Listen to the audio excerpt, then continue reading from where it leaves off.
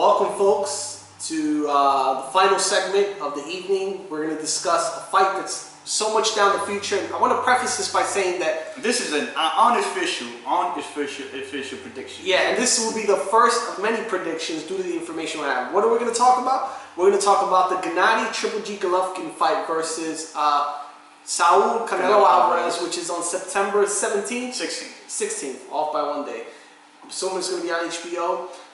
From what we know right now, the fight, as Oscar said in an interview with Stephen A. Smith on I think it was First Take, the fight's going to be at 160. The fight is going to be 10-ounce gloves. Full, obviously, 160 fight. Location, unknown. And if they're going to do anything else is unknown. I think so far it's going to be in Vegas, and I think it's going to be T-Mobile Arena. I'm sorry. What do you think? Just go into Now, so basically, I know that if y'all know Mario Lopez, he's Golden Boy, AKA AC Slater. AKA AC Slater. He's like hey, Preppy. He's like Oscar's sidekick right there. They go everywhere, and if y'all listen to his podcast, and y'all should watch it. For those of you that don't know, Oscar the Lawyer was in Saved by the Bell. He was in the show, but he just at the time he was a smaller guy, and they really didn't put him in the camera. But he was in the show. He was on the back. He was in the back. He went to the Bayside. Yeah. So he was in building. They're cool, you know. They hang out all the time, and they're really good friends and whatever. And if y'all, like I was saying, if y'all ever catch his podcast with Steve Kim, on the episode before the fight, he mentioned that the fight was already done. Now, in the episode after the fight, he mentioned that he said something which is key. If the T-Mobile Arena knew it was not going to be there, they would not allow them to announce a fight there. So that's key to telling me the fight's going to be in the T-Mobile Arena. What do you mean? I don't. Basically, like for instance, if you come here and tell me that Triple G and Canelo's going to fight, I'm not going to let you announce the fight knowing that's going to be elsewhere. Basically, T-Mobile Arena no one's gonna be there. That's why they allow them to announce a fight there. Oh, okay. That's what you try to say, basically. So, my thought, this is not officially, but it's gonna be in Vegas in the T-Mobile Arena. Y'all heard it here first. But yeah, it's gonna be a great fight. I mean, this is gonna be great for boxing. Why? Because 2017 been great for boxing. We had not so long ago with the announcement of the fight. The WWF announcement, basically, as they be calling it, the card for that fight was garbage, and this will really be like Triple G said in the announcement. This is going to be a real Mexican style fight. It's going to be a good show. It's going to be a Mexican show. A really good show, and we don't know the undercard as of yet. Hopefully, it's a good one. I don't know the prices, but you know we are speculating and going further. But let's stick to what we came here for, and it's a prediction. In my opinion, I have none other than Triple G, GOLOVKIN winning by KO. And why? This is the reason why. Name me one guy in Canelo's career that is a hard puncher at any weight. He have never fallen. The biggest guy and a guy bigger or at his weight was Cotto, and I'm not talking about Miguel Cotto. I'm talking about his brother Jose Cotto, who was always like a B-side, not even a C-class fighter. This guy had never made it for himself. He stunned Canelo. Yeah, it was like one of his debut as HBO, and you could say, oh, you want maybe Canelo was nervous, etc. He had a lot of pressure and stuff. You could say whatever the case may be, but that was the biggest guy at his normal weight, a guy that will do what he does and hydrate like he does, and was at the night of the fight, they were both at the same weight. A guy who's not considered skilled, a guy who never made it, catch him with a good punch and gave him spaghetti. I'm sorry to interrupt, but I'm looking on BoxRec and I find this odd that they actually put the, if you look at BoxRec, it saes Alvarez is fighting for the title at Las Vegas, Nevada. See, I'm telling you. So I guess they've put that in there already. Let me just put my phone away. Yeah, so it gotta be like it says Vegas. Like Slater said, it's gonna be on T-Mobile. They're not gonna let them announce this fight in their home if it's not gonna be there. So, yeah. So going back to that, I think Triple G is gonna be the the bigger guy, maybe not the bigger because he just fought Junior, probably the bigger guy because Junior doesn't. No, he's I think Triple G's gonna be the bigger guy.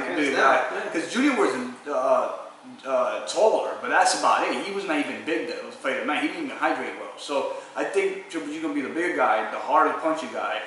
And in boxing, you know, the thing is that Canelo's gonna come in with an impressive win where he won all rounds, and then Triple G's gonna come in a controversial decision, even though I thought he won. They're trying to make it look even for Vegas for the betting. Exactly, and the odds just came in, and Triple G is favored by 1.5 something, 1.50 or such and such. He's it's almost even, and by the night of the fight, probably Canelo is gonna be the favorite. I'm sorry guys, but this is the thing, and this is why I want to go. Styles make fight, and 165 or 135. Canelo is plus 135, and Golovkin's minus 165. He was 155 last night, so he already Triple G. But once they get closer and they start building it, I'm pretty sure that Canelo's gonna be the favorite, or it'll be as even. Yeah, they're gonna hype up Canelo, but I see Triple G winning. I mean, it's true what he says. I mean, all of Canelo's opponents. I mean, we could go down the line right now and name them all. As far as size, and I think we mentioned this on the last podcast. You could go through his notable opponents he's fought ever since he got to the U.S. I'm not going to mention Alfonso Gomez because I mean he's not a notable fighter. But Kermit Cintron, old man already. Yep. Shane Mosley, old man. Josecito Lopez came from I don't know if he was 140, but he's a smaller guy. I remember that. Josecito Lopez fought Victor Ortiz, and that's was supposed to been an easy fight for Ortiz, but Josecito Lopez ended up catching him with a flush punch and breaking his jaw, and then he moved on and for Canelo because they already had signed that fight for Victor Ortiz to fight Canelo. Remember, Lopez was 140 pounders, or Victor Ortiz was 147 pounders, and I think Canelo was already going to 154. So Lopez went from 140 to 154 to fight Canelo. Dude. Basically, in his previous 3 or 4 fights, he went from 140 to 154 to fight Canelo. And well, keep on. So yeah, moving up the list, Josecito Lopez, Austin Trout, which they made a unanimous decision, but it was controversial. It was actually a close fight. It wasn't for the when he dropped him. It could have been the other way around. And he fought in Texas. It's a stadium that Canelo sold out. So I think. That fight was controversial. Floyd Mayweather, he lost majority decision, which I thought Floyd totally dominated. Yep. Angulo, which in this case Angulo was not the same person after Lara. Lara was a split decision. They had that one corrupt judge, Levy Martinez, 117-11. That was bogus. James Kirkland, washed up, KO. Miguel Cotto, smaller guy. Cotto's actually a 140 pounder. Amir Khan, a 140 pounder as well. Liam Smith, not high level opposition. And Chavez, we just spoke about. He actually drained his body. He drained down to a skeleton to make this fight. It was good. So he's either fought very old people or very small people. Triple G has fought everyone at the 160 pound division. Yeah, he's bigger punchers like his last fight, Jacobs, which he's a bigger puncher. If y'all go to we mentioned it. We said Jacobs was the most complete fighter at 160, most complete, athletic. The only issue he had was the chin, and even the chin, he showed in that fight that it was excellent. But everything else he had, the movement, the defense, the speed, the power, he respected his power because he just didn't rush. Remember, if y'all want to go to Jacobs' record, look at how many first round knockouts he got. He got like over 14. More than half of his knockouts are under 5. First round knockout. So the kick a punch, and it's like one punch knockout. So moving on, he got Lemieux on his record. He got Lemieux was a tough fight too. I mean, you couldn't just go in there all nilly-willy. I mean, unless you want to start from bottom to top, you got pretty much from his inception. Well, I'm not even gonna Kasim Umar fight. I'm gonna jump right into when I first saw him in the States was Grigoris Proska, TKO, no question. Rosado gave him a tough fight, TKO. Nobuhiro Ishida, KO. Matthew Macklin, that was a short fight. Yeah, remember Macklin gave Sergio Martinez a lot of problems before that fight. That was the Macklin fight. I think we should have been. That was a what, knockout? This was a knockout, but when he fought Sergio Martinez, that was actually a fight that Sergio Martinez knocked him out, but it was in a later round, and he actually, I think if I'm not mistaken, he struggled with him to even get the knockout. But yeah, moving on. Curtis Stevens, that was very competitive. And he's a puncher. He got the eraser. Everybody knows Stevens by the eraser. And Curtis Stevens at the time was very competitive. Do not go off of the performance Curtis Stevens gave Lemieux a couple months ago. It's nowhere close. Osumana Adama. Daniel Gil, I think it was a third round stoppage, and Gil was looking good for the first 2 rounds. Rubio, obviously older fighter, and the biggest guy he fought, other than. Look, this is where it gets interesting. Right now, Martin Murray came to fight. He went to the 10th or the 11th round, and Martin Murray is a bigger guy and gave him a problem. Willie Monroe, very elusive boxer. Listen, if Monroe didn't have the chin issue, like, and that's where you know that guys with skills are the ones that are going to give Triple G problems. Like, if you don't have skills, like, you know, athletic, moving, footwork, etc., like Jacobs, Monroe, basically, those are guys who are going to give him problems. Monroe had, basically, he was winning like 2 or 3 rounds, right?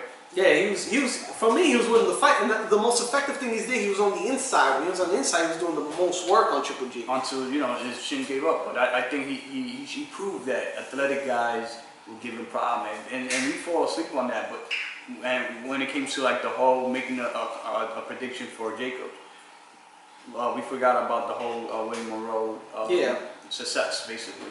Yeah, David Lemieux, he beat him with a jab, and David Lemieux is no joke power puncher. I mean, look at what he did to Marcos Reyes. And then obviously you have Dominic Wade. I mean, it was one-sided, but even the Kell Brook fight, although Kell Brook was a smaller guy, the reason he was in there that long as a smaller fighter is because he had the skill. I mean, and then obviously the Daniel Jacobs, that was a close fight, but that's not taking anything away from either guy. It was very competitive. So if you look at Jacobs, Brook, Lemieux, Monroe, Murray, I'm not going to mention Rubio because he was already old. Daniel Gil's a very good fighter. 6 fighters. Curtis Stevens at the time, that was a lot of people had Stevens that he was going to do a match 7. Macklin, 8 fighters he has. Rosado, who has a lot of heart, it wasn't for his eye. 9 fighters he's fought that are very competitive. I mean, you look at that. I match those fighters any day against Canelo's resume, and they're not going to. Canelo only got what? Mayweather. Well, actual challenges. Actual challenges. Mayweather, Lara, Lara, and Cotto. And Cotto was already old. He was built by hype, but whoever knew boxing knew that Cotto was. And even the Amir Khan fight, Amir was winning that fight until the thing is he just wore out. But that's a natural 135 pounder. What we can learn here is this: is that if you want to beat Canelo, you gotta come to box. You gotta come to box. It's all his country. To me, Canelo is very similar, and I hate to bring this up, it has nothing to do with this, but Canelo is very similar to Danny Garcia. He's a flat-footed counter-puncher, looks good in the ring, looks great for fights, but when he comes against boxers, it looks very suspect. And Canelo's the same way. You look at all the pure boxers, and Cotto doesn't look like a pure boxer, but he is. He's got a lot of boxing skills, very smart. He falls up short.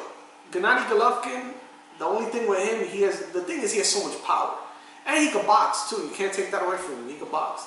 But Canelo, his flaw is going to be this: he's not going to be able to go toe to toe with him. But the question here is going to be boxing IQ.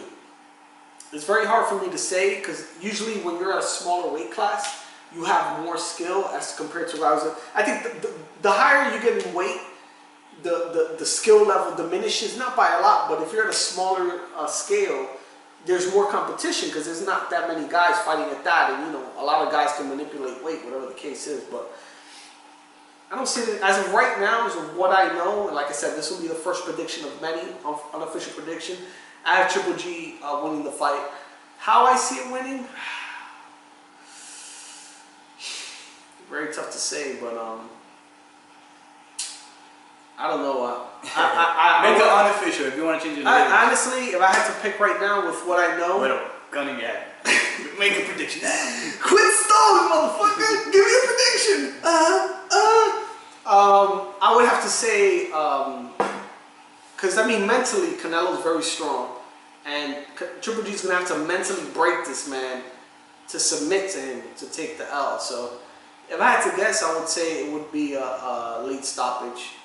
As of right now, what I know, I would say probably 9, maybe 10 round stoppage. That's what I have right now. But yeah, because the thing about Canelo, and if you heard my prediction versus Chavez Jr., which was completely off, but if you, these are his flaws. He doesn't fight for the whole 3 rounds, which Triple G does. Yeah, that's true. And y'all see the Jacob fight, and first time he went to the 12th round, he didn't even look that tired at the 12th round. So I mean, Jacob was a guy who gave him all. Y'all remember Jacob just hanged himself in the ropes at the end. He was exhausted. If that fight would have gone 1 more round, Triple G would probably just take him out. I think that aside of Mayweather, Triple G had fought the better guys. I think with Jacobs himself, like, Jacobs is very skilled. Exactly. Very skilled. Best fighter. And it's sad that we are giving him the credit as now, because, you know, we all thought maybe because he had a suspect chin because he got dropped by Mora, which, if y'all think about it, then again, Sean Porter got dropped by Broner, but then hasn't been dropped since. Yes, exactly. That's the thing. Sometimes, if y'all want to put the Perrock fight, y'all can associate it with his cancer, you know, because that was around the same amount of time. So the kid showed that, you know, he got a chin and he could fight, etc., etc. My thing is, Canelo likes to do something that, if he does it against Triple G, and if y'all saw it against Chavez where he was laying on the ropes, if he does that shit against Triple G, he's gonna get knocked out. You know, because Triple G loves it when he goes to the ropes. Remember when they were screaming at Kell Brooks, stay away from the ropes, and other. Yeah, I remember that. Yeah. So Daniel Gill had the same game exactly. plan. He was off the ropes trying to keep it in the center of the ring. That's the only way. The only way to beat Triple G is backing him up. And even though I think that jab that he had is gonna be a problem for Canelo. Because like if you look at punches, like a lot of Triple G's punches are at the end of his punch. So for Triple G, he has to fully extend his arm to get the power. But if you go back to the Willie Monroe fight, one of the reasons Willie Monroe is so successful is because at short range, if Triple G doesn't have the ability to extend his punches, Willie Monroe could take his punches and you could deal with him. The thing is, Canelo likes, and I think, what's his name? Max Kellerman said it in an interview. Triple G likes to go forward, and Canelo likes to stay and wait for his fighters to come to him. Yeah, he's a counter puncher. So he's like to sit there and wait, like Garcia does. Like to sit, wait for the counter punch, maybe move if he has to, but really counter punch. So in a situation like this, if he could, his best bet, he could keep Triple G inside. And I noticed this too in the Daniel Jacobs fight. Daniel Jacobs fight, he was moving back, but if you look, he really wasn't moving back too far. He was taking short steps. Like if you look at the fight, we were there. He was taking almost short steps. Basically, he was going back far enough to avoid the punches, but not far enough to where Triple G could extend his arm and have all the power, all the pop on his punches. So it's really going to be a matter of, like Andre Ward said, it's going to be a game of inches. It's going to be a matter of how do you fight Triple G and take away his power. But I think the way even in the interview now, when they had the post-fight presser for Canelo versus Chavez, he said, and I'm going to translate it because it was in Spanish, Triple G told him good luck, and he told him luck is for mediocre people. Like, dude, you gotta understand, like, this guy is gonna fight out. You have to fully respect him. Like, this guy is no joke. Triple G is a very nice person, but it sounds like he gets in the ring, he turns into a killer. I think the only benefit that Canelo got is that if Triple G is older and he's slipping, that's the only benefit that he has. But you can't take the Jacobs fight and exactly. And that's why a lot of people is gonna take Canelo, because Canelo looked at impressive again, a guy who was weight drained, and even that he couldn't take. Didn't even sit on the stool. He couldn't take him out. A guy that, and another thing is that y'all saw his past fight, he got tired in between rounds with Chavez, a guy who you know, yeah, he was doing all the work, but the guy wasn't hitting him. Imagine him, Triple G hitting him, plus him doing work. That's gonna gas him out. And mentally staying sharp when for the punches and defense. And being in a pressure, because Triple G was already on that kind of pressure with Jacob. You know, Jacob took him to the waters, to the deep waters. Canelo never been to the deep water. The only guy who walked Canelo down was Mayweather. Mayweather is not known to be a puncher since he became Money Mayweather.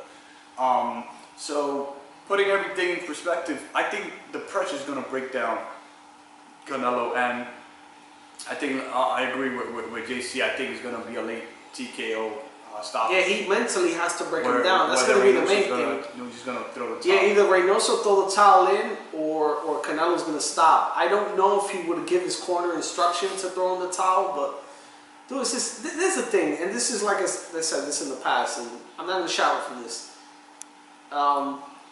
Boxing has discriminated Triple G. I mean, he's a fighter from Kazakhstan, not a lot of popularity here in the U.S. Canelo has all the fan base. I mean, even when the numbers come out, they're going to far exceed what Triple G has done. But Triple G is the best fighter right now of this era. If Floyd would have felt he had him, he would have fought him straight up. There's no, and Triple G said himself he would have came down to make the Floyd fight. Floyd didn't want to make it happen. But I digress on that. But when you look at that, like you look at a guy like Bernard Hopkins. Yeah, Hopkins. I'm talking to you, Bernard. He's gonna break a record. He's gonna break a record, and it's gonna be that 20 consecutive defenses. He's gonna do it, man.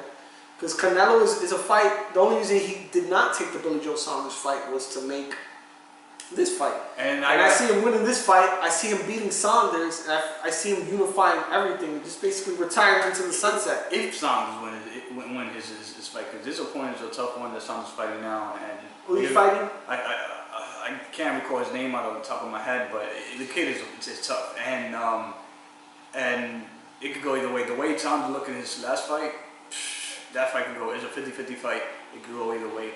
Also, I gotta apologize for Triple G for going at it because I had a rant in a previous video once I heard he was not gonna get all the belts, and the reason why was because I thought dude, this was not secure with Chavez, because I thought Chavez could injure. And there's a picture out there that I seen, and when they were both with the suit in the ring, him and Canelo and Triple G, were they all in the ring facing off, and Canelo is had his right hand, I believe, up like this. You could see the swollenness, and sometimes you punch so much that it gets swollen, but it had some purple in it, which Billy Joe Saunders is fighting Avtandil Kurtsidis from Georgia, not Georgia the state, but Georgia the country. So, and Kurtsidis is a tough fighter, but if you could see the purple, usually, punching a lot, they will get swollen, but you won't get like reddish, bruising. He got some purplish that could show some kind of injury inside. So, they haven't released any statement saying that he's injured. Hopefully not. Hopefully the fight doesn't. And it's a mega fight. They already announced it. And to take it back, it'll hurt Canelo brand, the Canelo brand. Now, a lot of people have been putting a lot of pressure on Canelo. And pulling out of the fight at this point, Golden Boy knows it. And I think they're prepared to take a loss. Because why Canelo have... I think it hurts the brand if he doesn't take the fight. They're trying to emulate Oscar De La Hoya's career, to where Oscar took on everyone, win or lose, but he gave a good fight. So